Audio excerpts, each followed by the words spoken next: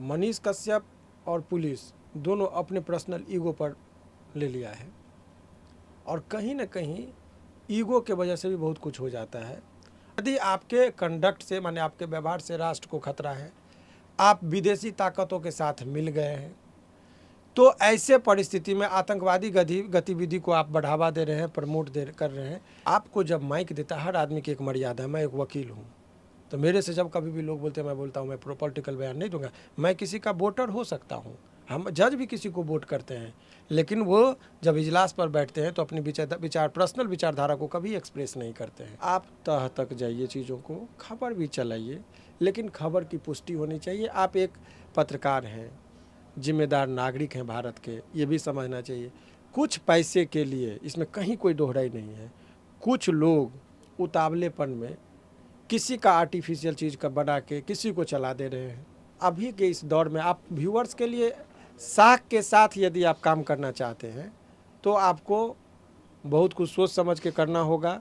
खबर की पुष्टि कर लीजिए और तब कोई बयान चलाएंगे तो आपका व्यूअर्स कम होगा, लेकिन आपका इमेज अच्छा होगा। मनीष कश्यप एनएसए जैसी कानून की धाराएं क्यों लगी है और पुलिस को ऐसा क्यों लगा कि इस तरह की धाराएं लगनी चाहिए? देखिए,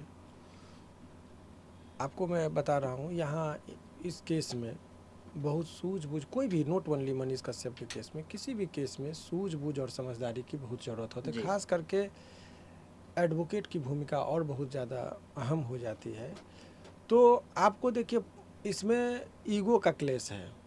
मनीष कश्यप और पुलिस दोनों अपने पर्सनल ईगो पर ले लिया है और कहीं ना कहीं ईगो के वजह से भी बहुत कुछ हो जाता है। अब दूसरी बात आप समझिए कि तमिलनाडु पुलिस ने जो लगाया, तमिलनाडु पुलिस ने कहा कि हमको और इनसे पूछताछ करना है, आप हमको रिमांड पर दीजिए।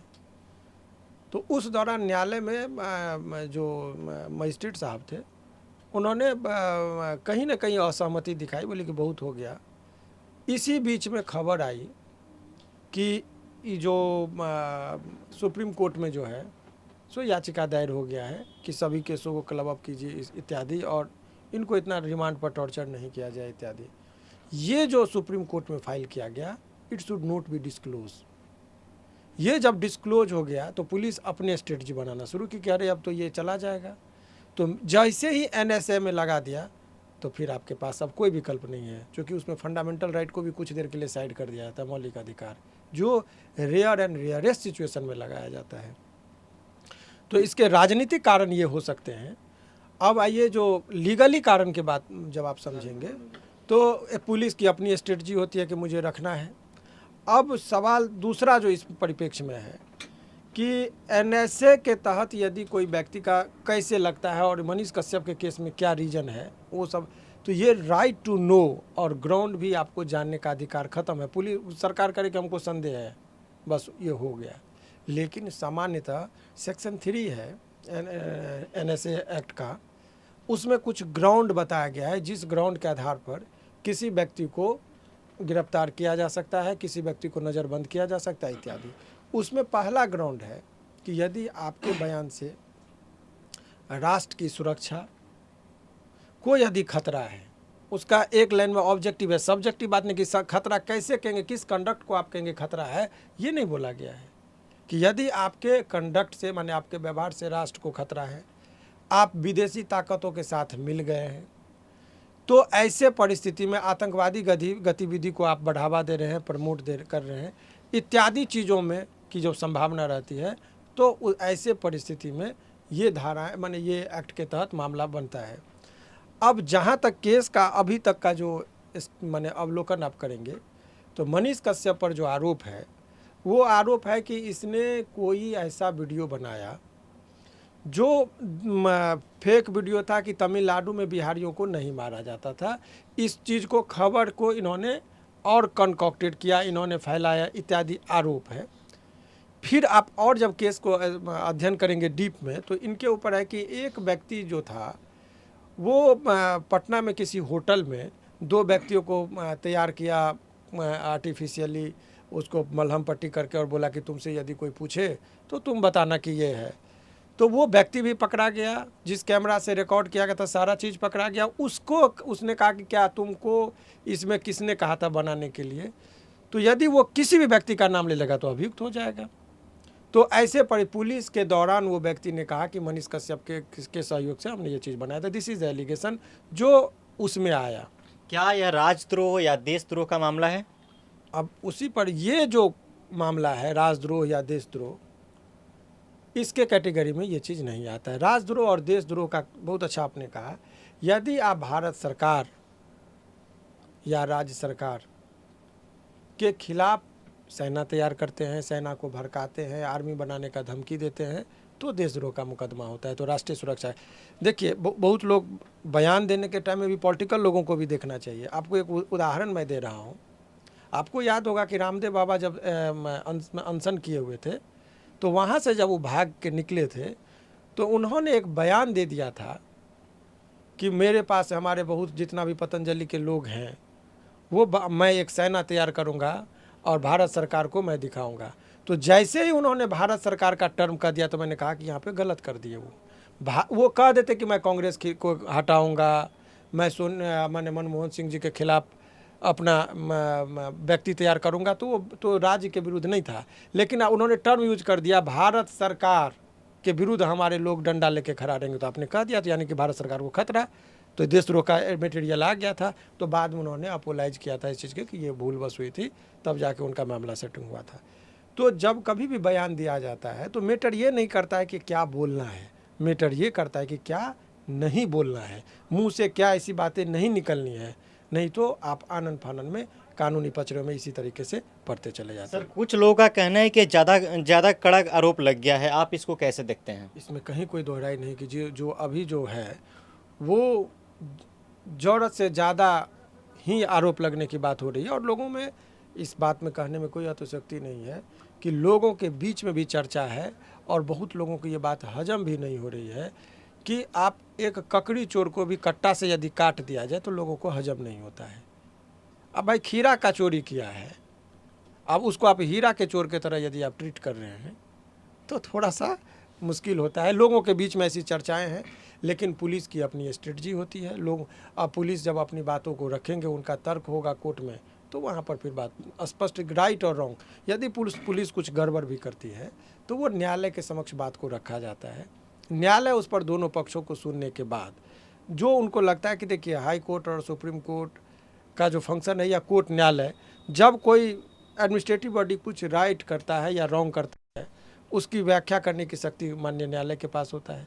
तो यदि कोई व्यक्ति गलत किया तो आप न्यायालय का दरवाज़ा खटखटाइए। लेकिन इस परिस्थिति में जब जहाँ पर नेशनल सिक्योरिटी एक्ट लग गया हो, तो वहाँ पर न्यायालय की भी शक्ति बहुत सीमित हो जाती है कि बहुत ज़्यादा इंटरफेरेंस नहीं कर सकता है। तो ऐसे लिहाज से जब आप देखेंगे तो ये इससे बड़ा सेक्शन, धारा और एक्ट लग ही नहीं सकता था जो इसमें लग गया है। ये पुलिस की अंतिम दाव हो सकती है। सर अगला सवाल आपसे ये है, आतंक या आतंकी गतिविधियों का अर्थ है एक ऐसा माहौल जिसमें राज्य क्षेत्र में भय का माहौल पैदा हो। क्या यही कारण रहा कि एनएसए जैसे कड़े कानून की ज़रूरत हुई? क्योंकि बिहार और तमिलनाडु के मजदूरों के बीच भय का माहौल तो बना था, इस पे क्या कहेंगे आप? देखिए, अब इस पर मेरा अपना इंडिपेंडेंट सोच है। सवाल दो बातें हैं जी। अभी मनीष कश्यप है जेल में, वो सब अलग है, लेकिन एक दो मेरा अलग पॉइंट है। क्या ये पहली घटना थी कि उत्तर भारतीयों को कहीं पर पीटा जा रहा हो और अपमानित किया जा रहा हो? अभी महाराष्ट्र का राज ठाकरे साहब का बहुत बयान हम लोगों ने भी सुना था। बहुत जगह इन लोगों के साथ मारपीट, एग्जाम देने जाते थे, ये सत्य बातें थी, ये कोई पहली घटना नहीं थी। और क्या जब विधानसभा के अंदर जब कोई बातें चली हो, विपक्ष के नेता जब बोले हों, स्वयं मुख्यमंत्री जी भी इस बात में आ गए, धोखे में, भ्रम में, और उन्होंने कहा डीजीपी को कि आप जाइए और अपने स्तर से पता कीजिए कि वहाँ की बातें क्या है, क्या सत्य है, क्या असत्य है। तो उनके बयान से भी लोगों में और डर लगा कि आखिर जब मुख्यमंत्री जी संज्ञान में ले लिए तो ये बातें तो बहुत बड़ी हो गई थी। तो ये इसको क्या भ्रमकारी माना जाएगा? और यदि मानवीय भूल किसी से हो जाए तो मैंने कहा कि खीरा के चोर को हीरा चोर कहना उचित नहीं है। अब इसमें आगे क्या हो सकता है? इसमें आप आगे का जो प्रक्रिया है, बहुत सारे केसेस इसमें हो गए हैं, बेल के लिए जाएगा वो। लेकिन ये बात भी अब अंतिम में आप एक बात समझिए बहुत लोगों को लगता है कि बात और विवाद की बात होती है, चूँकि ये विवादास्पद टॉपिक बन भी गया है, समाज में भी दो धड़े के लोग बन गए हैं, और ख़ास करके ये मीडिया के अंदर भी दो दो विचारधारा में लोग बट गए। सोशल मीडिया जो डिजिटल प्लेटफॉर्म का इस्तेमाल करते हैं वो एक पक्ष है, और दूसरा जो नेशनल मीडिया है, चाहे वो प्रिंट मीडिया हो या इलेक्ट्रॉनिक्स मीडिया हो, इसको मीडिया के श्रेणी में मानता ही नहीं है। तो उन लोगों को लगता है कि ये गलत किया, एक यूट्यूबर ब्लॉगर का एक श्रेणी होना चाहिए जिसने ये किया, तो वो इनको अपना वो देते नहीं। इसीलिए ये पूरे प्रकरण में जो है सो बहुत कमज़ोर पक्ष जो है सो इसका दिख रहा है। लेकिन एक बात ये है, आखिर आपको मैं बता दूं कि दूसरे व्यक्ति के विरुद्ध यदि इस तरह का होता तो एक स्वर में लोग इस सब चीज़ का निंदा करते हैं, ये करते हैं। लेकिन कहीं ना कहीं मनीष के का जो कंडक्ट रहा है वो भी एक अपने आप को आत्ममंथन करने की ज़रूरत है कि आपको जब माइक देता, हर आदमी की एक मर्यादा है। मैं एक वकील हूँ, तो मेरे से जब कभी भी लोग बोलते हैं, मैं बोलता हूँ मैं पॉलिटिकल बयान नहीं दूंगा। मैं किसी का वोटर हो सकता हूँ, हम जज भी किसी को वोट करते हैं, लेकिन वो जब इजलास पर बैठते हैं तो अपनी पर्सनल विचारधारा को कभी एक्सप्रेस नहीं करते हैं। तो जब आप मीडिया में, आपको भी वोट देने का अधिकार है, आपकी भी एक विचारधारा और आइडियोलॉजी को होंगे, लेकिन वहाँ पर न पक्ष न विपक्ष, निष्पक्षता से बात करनी होगी। बिल्कुल सही कहा सर। तब जाके आपको सभी पक्षों का ये मिलेगा। तो कहीं ना कहीं उनको भी अपनी भाषा की मर्यादा का, आप जो बोल रहे हैं उसके परिणाम का नाप तोल करके यदि खोलेंगे जुबान को, तो इस तरह का चीज़ से आपको जनरली सामना नहीं करना पड़ेगा। तो यही सब चीज़ है। अब अंतिम सवाल लेते हैं सर आपसे। एक कानूनविद होने के नाते इस घटना से आम लोग या पत्रकारों को क्या सीख लेना चाहिए और अभी उनका रोल क्या होना चाहिए समाज? अच्छा बात, देखिए मैं ये आप बहुत ही पता नहीं आपका व्यूअर्स कितना जाएगा इस बात पर, चूँकि जब बहुत ज्ञान की बात आप करते हैं तो समाज में भी खास करके जो डिजिटल न्यूज़ हैं, अक्सर लोग बहुत ही टेक्निकल दिमाग वाले नहीं देखते हैं, उसको ऊपर की बातें को समझने में ज़्यादा इंटरेस्ट रखते हैं, भीतर की बातों को और बहुत व्याख्यात्मक चीज़ को सुनना भी नहीं पसंद करते हैं। यदि इतना बात जितना आप हमसे ले रहे हैं, यदि उस बात को डाइजेस्ट करें तो हिंदुस्तान का कल्याण हो जाए। लेकिन खैर, अभी आपने जो कहा कि ज्ञानप्रद बातें करने की बात कहा, तो सभी लोगों को एक बात समझना चाहिए कि आप तह तक जाइए, चीज़ों को खबर भी चलाइए, लेकिन खबर की पुष्टि होनी चाहिए। आप एक पत्रकार हैं, जिम्मेदार नागरिक हैं भारत के, ये भी समझना चाहिए। कुछ पैसे के लिए, इसमें कहीं कोई दोहराई नहीं है, कुछ लोग उतावलेपन में किसी का आर्टिफिशियल चीज़ का बना के किसी को चला दे रहे हैं, जिसका कोई तथ्य से ये नहीं है। तो समाज में सब कोई, अभी आपको मैं बता रहा हूँ कि कुछ दिन पहले आरती छोटू का केस मैं देख रहा था, तो उसमें कुछ लोगों ने खबर चला दी कि उसमें खबर चला दिया कि आरती की दादी मर गई। उसको व्यूअर्स बहुत लोग देखे, मैं भी देखा, मुझे भी पता नहीं था। तो भाई, आप व्यूअर्स को पाने के लिए आप ये नहीं समझे कि एक आदमी गलती किया, लेकिन आपका जितना भी डिजिटल प्लेटफॉर्म पर लोग देख रहा है उसकी क्रेडिबिलिटी ख़त्म हो गई। आप अभी इसी प्रकरण में, मैं एक चैनल का नाम नहीं जिक्र करूँगा, उसने दिखाया कि देखिए मनीष कश्यप के प्रकरण में पुलिस को लगी फटकार, और उसमें एक सिविल कोर्ट में ये मामला चल रहा है, और पटना हाई कोर्ट का जज साहब का बयान को काट के जो वीडियो का वो चला दिया। क्या ये बात जब हमारे संज्ञान में आया, मैंने कड़ी आपत्ति दर्ज की, उस पर हाई कोर्ट से नोटिस भी हुआ, लेकिन वो फिर गिड़गिड़ा के माफ़ी मांगे, उस वीडियो को भी डिलीट किए। तो अभी के इस दौर में आप व्यूअर्स के लिए साख के साथ यदि आप काम करना चाहते हैं तो आपको बहुत कुछ सोच समझ के करना होगा। खबर की पुष्टि कर लीजिए, और तब कोई बयान चलाएंगे तो आपका व्यूअर्स कम होगा, लेकिन आपका इमेज अच्छा होगा, आपका इम्प्रेशन अच्छा होगा, और बहुत बेहतरी तरीके से आपका जो, मेरा एक और दावा है, 99% लोग, जितने भी लोग मीडिया में खास करके डिजिटल प्लेटफॉर्म का इस्तेमाल करके माइक लेके आए हैं, मैं दावे के साथ, बहुत लोग इल्ज़ाम लगा रहे, लेकिन मेरा अपना मानना है कि वो लोग पैसे के लिए नहीं आए थे। वो लोगों को एक क्रेज़ था कि मैं एक रुतबा और साख के वजह से आया था, कि पत्रकार है देख के लोग अदब से बात करता था। उसको कहीं भी जाते थे तो जो नेता से वो डायरेक्ट बात नहीं कर सकता था, माइक होता था तो मंत्री भी खड़ा होकर उनको अदब से बात करते थे। इसको एक रुतबा से लगा कि नहीं, मैं मीडिया में हूँ, बात को रखूँगा, लोग मुझे सुनेंगे, और इसी उद्देश्य के साथ ये लोग माइक लेके निकले थे।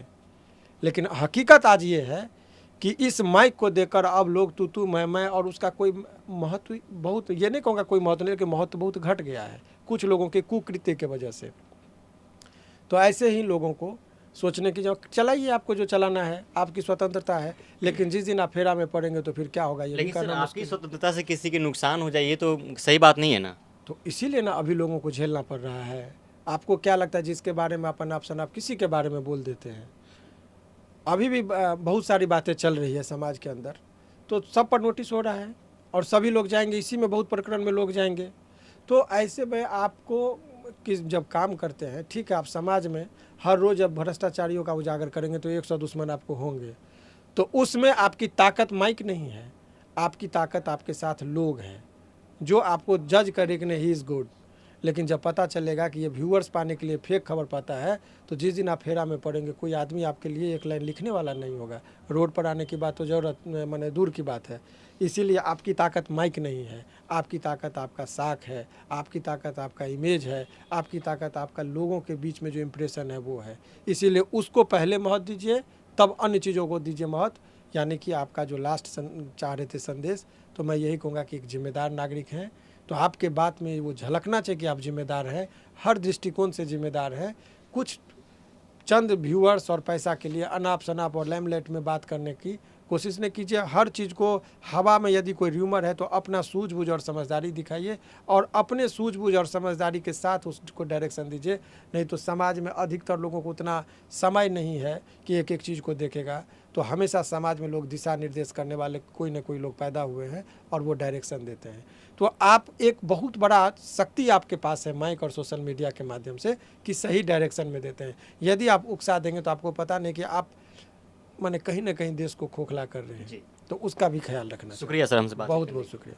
चलिए तो सर ने तमाम सवालों का जवाब दिया। इनका साफ तौर पे कहना है कि अगर अभी भी जो खबरें लोग चला रहे हैं जैसे कि व्यूज के लिए, पैसे के लिए कुछ भी खबरें चला देना, कुछ भी टैगलाइन चला देना, कुछ भी हैशटैग चला देना, झूठी नेम और फेम कमाने के लिए, तो ये सब करना बंद कर दे और ऐसे लोग बहुत जल्द ही पीछे जाएंगे। उनके ऊपर भी एफआईआर हो रही है और एनएसए पे भी तमाम सवालों का जवाब सर ने दिया। तो आप पूरी वीडियो को देखिएगा ज़रूर।